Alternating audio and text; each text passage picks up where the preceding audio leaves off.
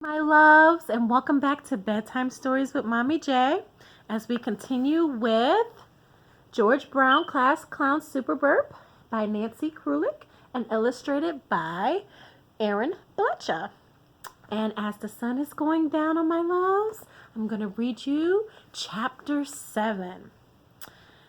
You cover the pine cone with peanut butter, Sage explained to the class in her soft, high voice, and sprinkle birdseed all over. Then you hang the pine cone on a tree and watch the birds come to feed. George struggled hard not to yawn. Making a bird feeder thing wasn't very interesting. Neither was making a popsicle stick box or folding a piece of paper into a cat. So far, no one had a presentation that was as cool as George's magic trick was going to be. Very nice, Sage, Mrs. Kelly said. It really works too, Sage said. I made one and put it in a pine tree. Birds came from all over the place to feed at it.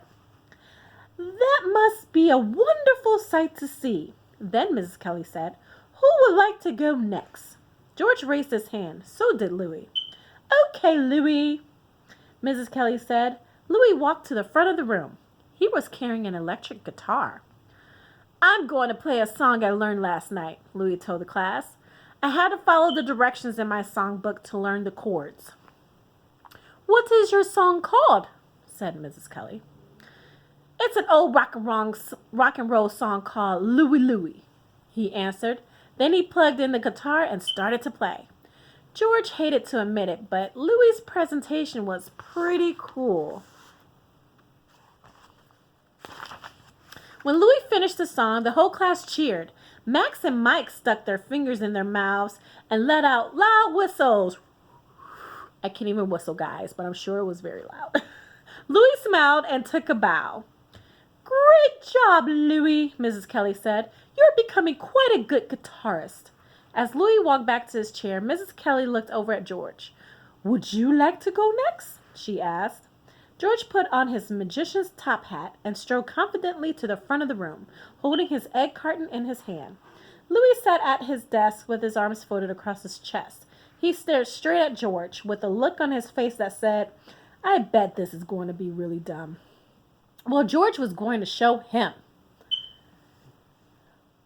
I'm not George today, he told the class. I'm the great George Genie.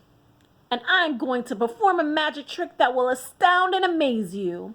As he spoke, George secretly dropped a mound of salt on Mrs. Kelly's desk, making sure no one noticed what he was doing. He quickly covered the salt with a white cloth, just like the instructions had said to do. Then he opened a small carton of 6 white eggs. Here are 6 extraordinary eggs, the great George Genie continued. There's nothing magical about them, at least not until I use magic. When I say the magic words, the eggs will stand up all by themselves. George looked out at the class. Everyone's paying attention except for Louis. They all seemed really into the trick. George placed an egg carton onto the white cloth and said, Now everybody, repeat after me. Abracadabra, zing, zang, zong.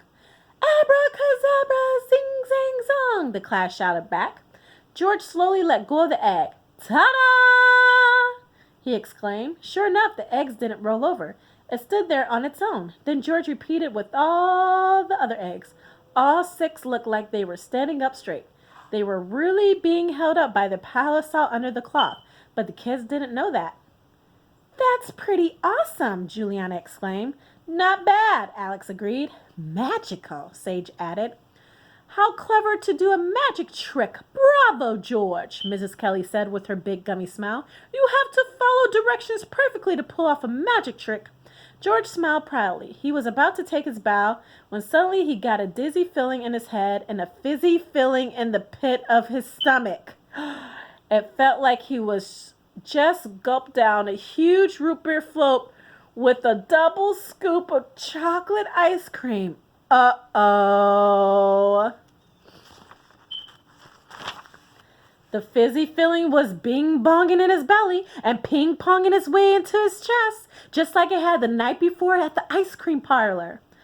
Oh no, what was happening? The kids were all staring at him. He opened his mouth, but all that came out was burp. Mrs. Kelly gasped.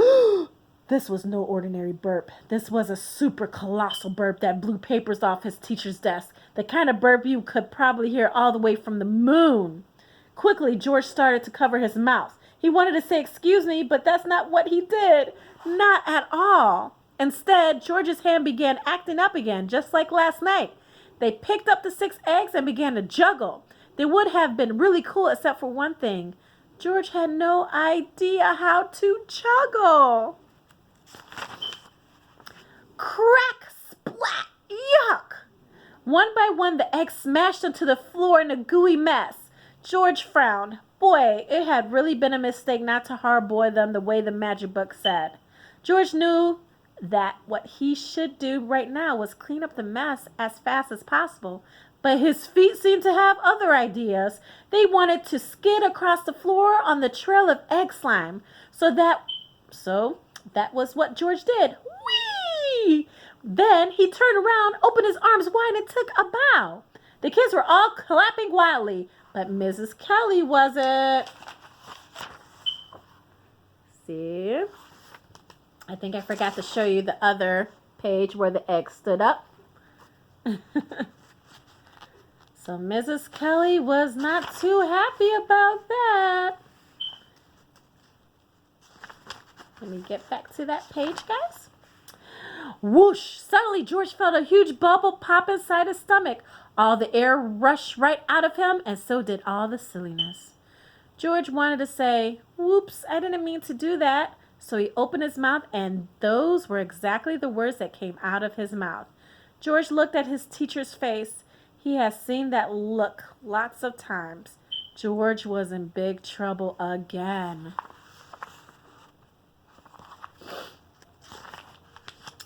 And that was the end of chapter 7, my sweets.